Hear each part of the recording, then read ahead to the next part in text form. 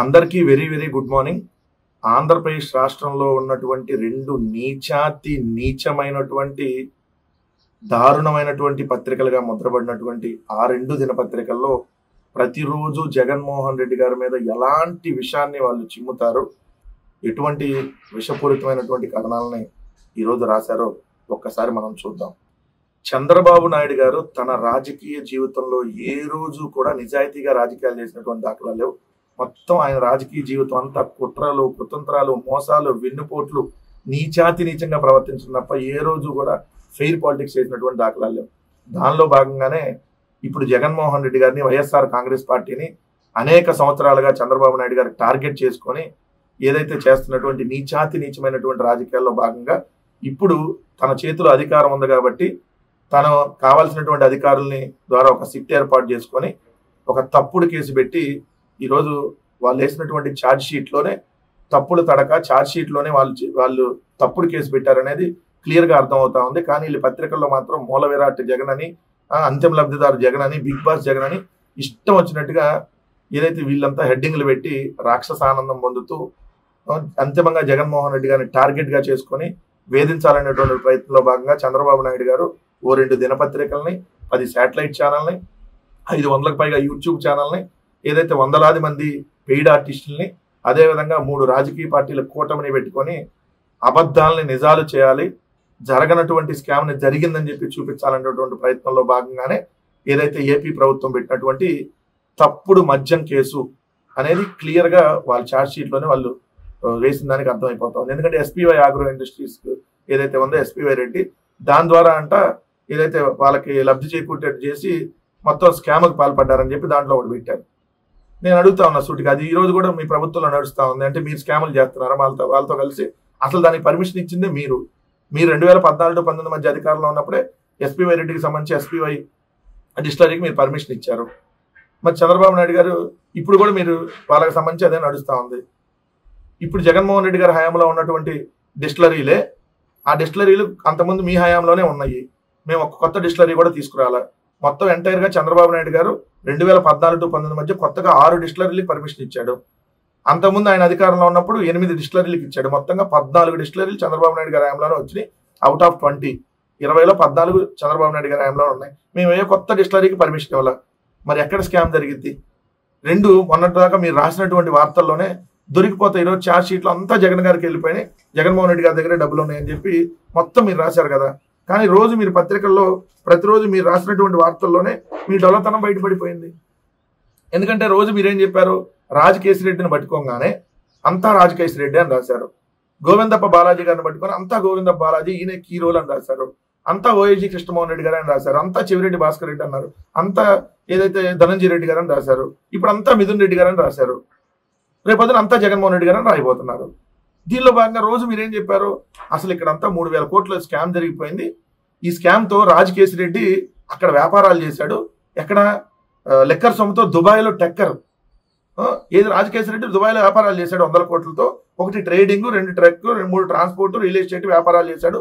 లండన్లో చేశారు, నెదర్లాండ్లో చేశారు, యూఏలో చేశారు, యూఏఈలో చేశారు. ఇవన్నీ రాశారు మీరు. ఒకరోజు ఏమన్నారు? మొత్తం బంగారం కొనేశారని రాశారు.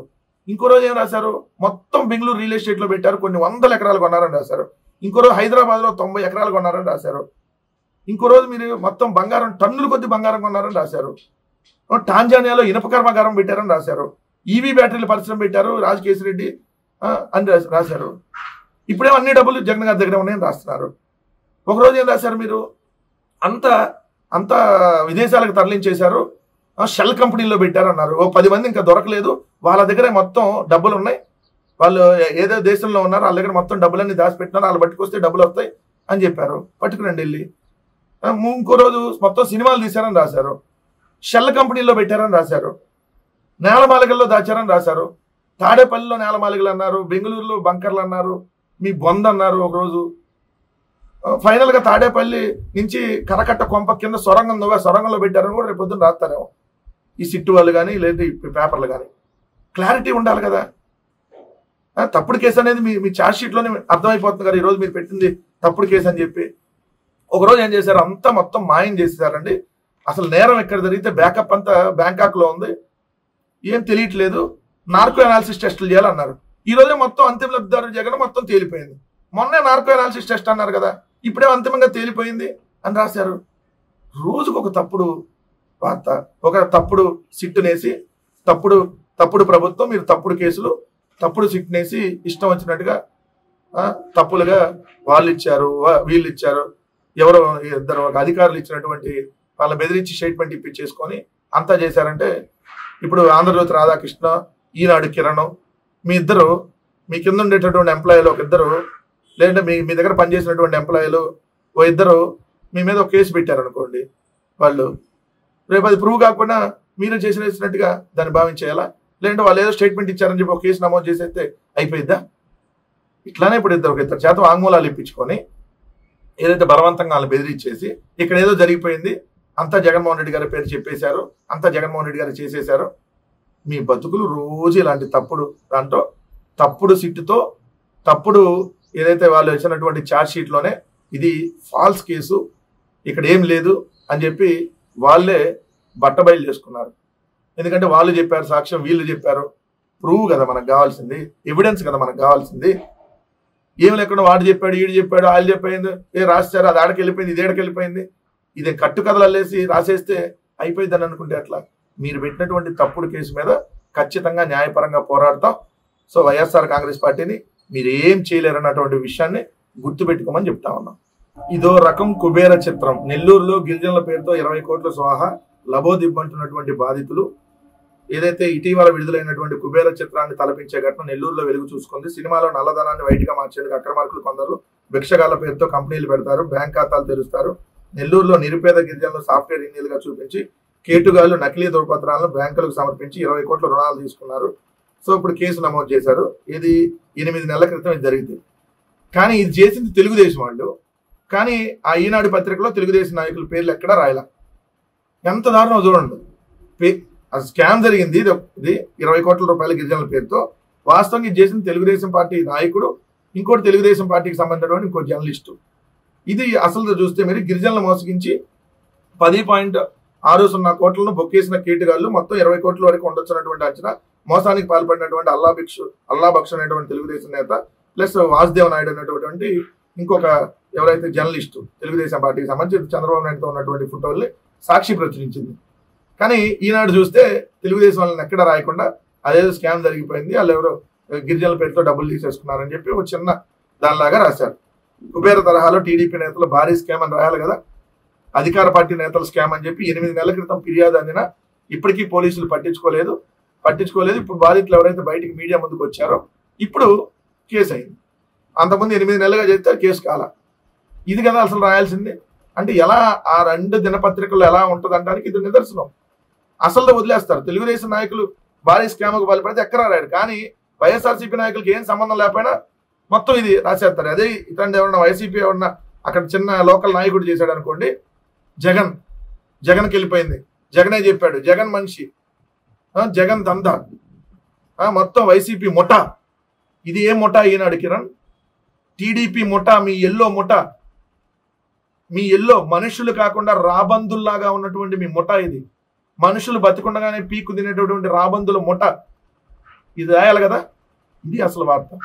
ఈ చింతలను తీర్చండి. ఇప్పటికే గుంతల రోడ్లో కూటమి సర్కారు మరమ్మతులు చేసేసింది, మిగిలిన అంటే తక్షణమే పునరుద్ధరణ అవసరం. ఇదేంటి? ఇప్పటికే గుంతల రోడ్లో కూటమి సర్కారు మరమ్మతులు చేసేసింది, మిగిలిన వాటికి తక్షణమే పునరుద్ధరణ అవసరం ఏంటి? మొత్తం చేసేసిందని రాసావు కదా పైన. ఇదేంటి? చూడండి, ఈ హెడ్డింగ్ చూడండి, పెద్ద గుంట ఫోటో వేశారు. విజయనగరం జిల్లాలోని గరివిడి నుండి గర్భం వెళ్లే రహదారి ఇది 15 కిలోమీటర్లు ధ్వంసమై అధ్వానంగా మారింది. గరివిడి, గుర్ల, మొరకముడిద మండలాల్లో 30 గ్రామాలకు ఇది కీలకమైనటువంటి రోడ్డు. 15 కిలోమీటర్లు ధ్వంసమైందని ఫోటో వేశారు. ఇక్కడ హెడ్డింగ్ చూడండి, ఈ చింతలను తీర్చండి అంటే ఈ గుంటలను పూడ్చండి, అది దానికి అర్థం. ఇప్పటికే గుంతల రోడ్లకి కూటమి సర్కారు మరమ్మతులు, ఇప్పటికే కూటమి సర్కారు మరమ్మతులు చేసేసింది. కింద మిగిలిన వాటిని తక్షణమే పునరుద్ధరణ అవసరం. మొత్తం చేసేసడానికి మిగిలిన ఏముంటాయి అంటే ఏం చేయలేదనే కదా దానికి అర్థం. ఏమి చేయలేదనే కదా దానికి అర్థం.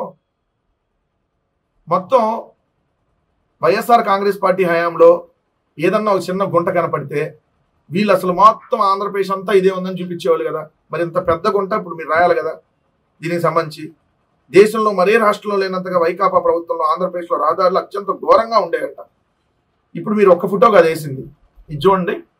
ఈనాడు ఎలా దొరికిపోయిందో వార్తలో. విజయనగరం జిల్లాలో ఒకటేశారు. ఎన్టీఆర్ జిల్లా మైలవరం నుంచి ఏలూరు జిల్లా నూజివీడు వెళ్లే మార్గం ఇది అధ్వానంగా ఉండటంతో వైకాపా ప్రభుత్వ హయాంలో చివరి ఏడాది టెండర్లు పిలిచినా పనులు చేయలేదు. అంటే వైకాపా ప్రభుత్వం ఆల్రెడీ టెండర్లు పిలిచింది. కూటమి ప్రభుత్వం వచ్చాక 6 కోట్లు మంజూరు చేశారు, అయినా ఇంకా పనులు చేపట్టలేదు. ఇంకా ఏలూరు జంగారెడ్డిగూడెం రాష్ట్ర రహదారి పెద్ద గుంతలతో ఘోరంగా ఉంది. అడ్డమిల్లి వద్ద అడుక్కుకో గుంతతో ఇలా కనిపిస్తుంది. అడుగుకో గుంత. ఈ ప్రభుత్వంలో అడుక్కో గుంత ఉందని చెప్పి ఈనాడే రాసింది. ఇప్పుడు గుంతలు కూడా పోల్చలేనటువంటి ఈ ప్రభుత్వం, గుంతలు కూడా పోల్చలేనటువంటి ఓ దద్దమ్మ ముఖ్యమంత్రి, దద్దమ్మ ఉప ముఖ్యమంత్రి అని అనాలి కదా. చేతగాని ముఖ్యమంత్రులు అని అనాలి కదా. రోడ్డు మీద గుంటలే పోడవలేనటువంటి ఏదైతే ఇది మంచి ప్రభుత్వం అనాలా? ఇప్పుడు ఏమయ్యా పవన్ కళ్యాణ్, ఏమయ్యా చంద్రబాబు నాయుడు గారు, నోటికి ఎంత వస్తే అంత మాట్లాడారు కదా. ఒక గుంట ఏడన్నా కనపడితేనో, ఎక్కడన్నా ఒక ఏరియాలో ఒక రోడ్డు బాగుండకపోతేనో ఆంధ్రప్రదేశ్ ఏంది ఇది, గుంతల ప్రదేశ్, గుంతలాంధ్ర. మరి ఇప్పుడు గుంతలాంధ్ర, చింతలాంధ్ర రాయాలి కదా. పెద్ద పెద్ద గుంతలాంధ్ర, పెద్ద పెద్ద బొక్కలాంధ్ర, ఇది కదా ఇప్పుడు మీరు పెట్టాల్సినటువంటి హెడ్డింగ్. అప్పుడు అదే పెట్టేవాళ్ళు కదా. ఎలా వీళ్ళ వార్తలు ఉంటాయో ఒకసారి చూడండి. పత్రికలు, పత్రికా విలువలు, జర్నలిజం నిజంగా చాలా గొప్పది. ఎందుకంటే ఓ పత్రికలో ఒక ఎడిటోరియల్ కాలంలో ఓ సంపాదకీయంగా ఒక ఆర్టికల్ ఏమైనా వస్తే చాలా చాలా విలువ ఉంటుంది. అది ఒకప్పుడు. కానీ ఈరోజు ఈనాడు, ఆంధ్రజ్యోతి అనేటటువంటి 2 నీచమైనటువంటి దినపత్రికల రూపంలో ప్రజల మెదడులోకి విషాన్ని ఎక్కిస్తూ వాళ్ళు ఈరోజు సంపాదకీయాన్ని కూడా భ్రష్టు పట్టించేశారు. పత్రికలను ఎప్పుడో భ్రష్టు పట్టించేశారు. ఎందుకంటే చంద్రబాబు నాయుడు గారి కోసం ఈనాడు రామోజీరావు, ఆంధ్రజ్యోతి రాధాకృష్ణ, ఇప్పుడు రామోజీరావు చనిపోయిన తర్వాత వాళ్ళ కొడుకు కిరణ్ నగ్నంగా ఎట్లాంటి పనైనా చేయటానికి నడి రోడ్డు మీద బట్టలొప్ప తీసుకొని ఎవరి దగ్గరికి వెళ్ళి ఏ పని చేయమన్నా చేయడానికి సిద్ధపడి వీళ్ళు సంపాదకీయం రాశారు. రోజు అలానే రాస్తారు. ఇవాళ సంపాదకీయంలో కూడా అలాంటి హెడ్డింగ్ పెట్టి ఏదైతే జగన్మోహన్ రెడ్డి గారి గురించి నీచంగా ఆ రాజకీయ బ్రోకర్లుగా పనిచేస్తున్నటువంటి ఈనాడు కిరణ్ రాసినటువంటి ఒకసారి చూడండి. బిగ్ బాస్ ను బోనెక్కించాల్సిందే. 100 గొడ్లను తిన్న రాబందైనా సరే ఒక్క గాలివానకు నేల ఖర్చిపోతుంది. అవినీతి డ్రాకుల్య అవతారమెత్తి ఆంధ్రప్రదేశ్ జవసత్వాలను పూర్తిగా పీల్చేసిన జగన్మోహన్ రెడ్డి ప్రభుత్వాన్ని నిరుటి ఎన్నికల్లో పోటెత్తిన ప్రజా సునామీ అలాగే అధపాతాళానికి విసిరికొట్టింది.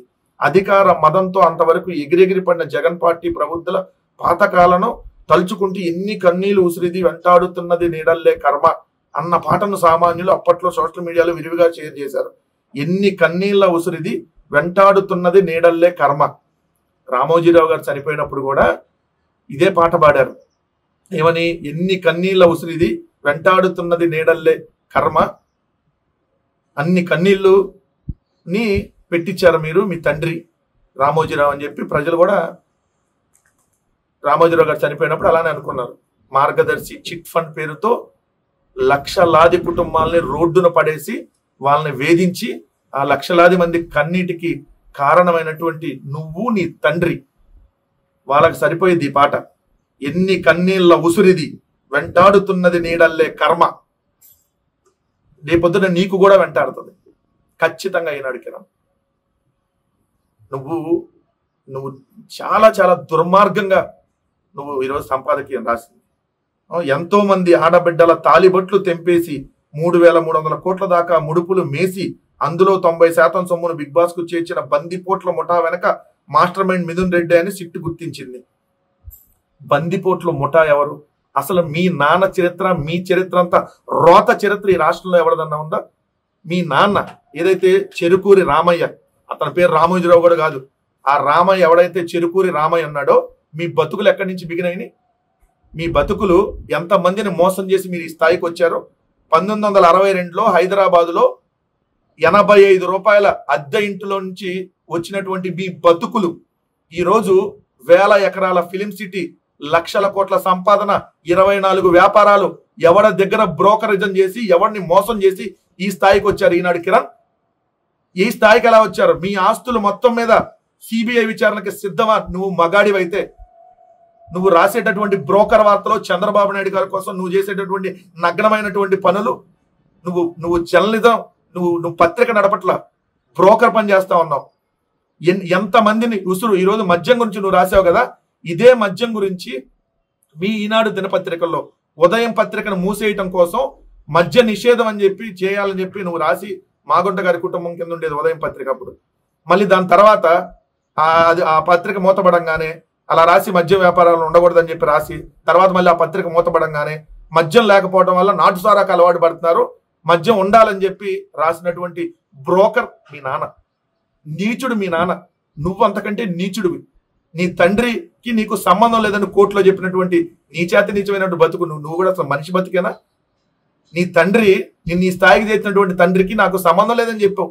మా తండ్రి అవినీతికి పాల్పడితే నాకేం సంబంధం అని చెప్పి మాట్లాడినటువంటి నీచమైనటువంటి వ్యక్తివి నువ్వు ఈరోజు మాట్లాడుతున్నావు. అనేక స్వగృహ ఫుడ్స్ మూతపట్టడానికి మీరు కారణం. మీ పచ్చల వ్యాపారం కోసం నీతిగా నిజాయితీగా ఉన్నటువంటి స్వగృహ ఫుడ్స్ లో మీ పత్రికల్లో చెడు వార్తలు రాసి అనేక స్వగృహ ఫుడ్స్ ని మూతబడి అనేక కుటుంబాలు వీధిని పట్టడానికి, వాళ్ళందరూ తాలిబట్టలు తగ్గడానికి మీరు కదా కారణం. అనేక చిట్ ఫండ్స్ మూతపట్టడానికి కూడా మీరే కదా కారణం.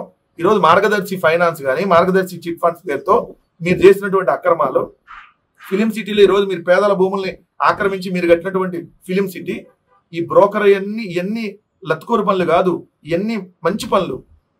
జగన్మోహన్ రెడ్డి గారి మీద నిరంతరం విషయం చెప్పి నెత్తుటి కూడుకు లొట్టలసిన మహాపాపానికి ఇప్పుడు 7 ఊచలో లెక్క పెడుతున్నారు. స్టేలు తెచ్చుకొని మీరు కేసుల మీద ఇంకా మీరు విచారణలు ఆల్రెడీ నడుస్తా ఉన్నాయి. ఎవడు ఊచలు లెక్క పెడతాడో రేపు పొద్దున్న తెలిసిద్ది. ఖచ్చితంగా ఒకటి గుర్తుకు పెట్టుకో కిరణ్, మిమ్మల్ని ఖచ్చితంగా జైలుకు పంపేటటువంటి రోజు ఖచ్చితంగా వస్తుంది. మీరు మీ తండ్రి చేసినటువంటి పాపాలకి ఖచ్చితంగా ప్రాయశ్చిత్తం అనుభవించక తప్పదు. 2019-24 మధ్య తూర్పుగోదావరి జిల్లాలోనే 35 నుంచి 45 ఏళ్ల వయసులోని మగవాళ్ళు 7,000 మందికి పైగా చనిపోయారని DRDA సర్వ పరిశోధనలో బయటపడిందంట. ఇది జగన్మోహన్ రెడ్డి గారు మద్యం దాగి చనిపోయారా? మీ ఈనాటి రిపోర్టులు కూడా తాగారా? ఎవరు చనిపోయాడు? తెలుగుదేశం వాళ్ళు ఎవరు చనిపోయాడు మద్యం దాగి? మరి అదే బ్రాండ్లు మొన్న 5 నెలలు మరి ఎట్లా కంటిన్యూ చేశారు? జగన్మోహన్ రెడ్డి గారు ఉన్నప్పుడు బ్రాండ్లే చంద్రబాబు నాయుడు ఉన్నప్పుడు కూడా ఉన్నాయి. మొన్న కూడా జూన్లో అదే, జూలైలో అదే, ఆగస్టులో అదే, సెప్టెంబర్లో అదే. ఓ బ్రోకర్ కిరణ్, సమాధానం చెప్పు. జనారోగ్యాన్ని పణంగా పెట్టి మరి అక్రమాస్తులను కూడబెట్టుకున్నట్టు అంతిమ లబ్ధిదారునికి చట్టం ముందుకు తీసుకొచ్చేంత వరకు రాష్ట్ర ప్రభుత్వం పట్టు విడవరాదని ప్రజానికి ఆశిస్తుంది. మీ చేతనయం చేసుకోండి. మా గేటు దగ్గర ఉన్నటువంటి కుక్క కూడా భయపడదు. మీరు రాసేటటువంటి వార్తలకు. మీరు వాళ్ళు జైలుకు పంపితే జైలుకు పోతాం, వస్తాం. వచ్చిన తర్వాత ఒక్కొక్కడిని మేము అధికారంలోకి వచ్చినాక మాత్రం మీరు చేసినటువంటి ఈ పాపాలని, మీరు రాసినటువంటి రాతలన్నిటికీ ఖచ్చితంగా మీరు ప్రాయశ్చిత్తం అనుభవించేటట్టు చేయకపోతే మేము వైఎస్ఆర్ కాంగ్రెస్ పార్టీ కాదు. రాసి పెట్టుకో కిరణ్, ఇదే నీ పత్రికలో మగాడివైతే రాసుకొని పెట్టుకో. ఖచ్చితంగా మీ అంతు చూడకపోతే మాత్రం మేము వైఎస్ఆర్ కాంగ్రెస్ పార్టీ కాదు. ఈనాడు, ఆంధ్రజ్యోతి 2 దినపత్రికలు, ఆ TV5, మహాన్యూస్, ఈటీవీ ఎవరిని కూడా వదిలేటటువంటి ప్రసక్తి లేదు. ఖచ్చితంగా మీ పాపం పండే రోజులు అతి దగ్గరలో ఉన్నాయి. కొన్ని సంవత్సరాలు మీరు వెయిట్ చూడండి అంతే. అప్పటిదాకా మీ రాక్షస ఆనందాన్ని పొంది ఇష్టం వచ్చినట్టుగా వార్తలు రాయండి. ఖచ్చితంగా మాత్రం మిమ్మల్ని వదిలేటటువంటి ప్రసక్తి లేదు.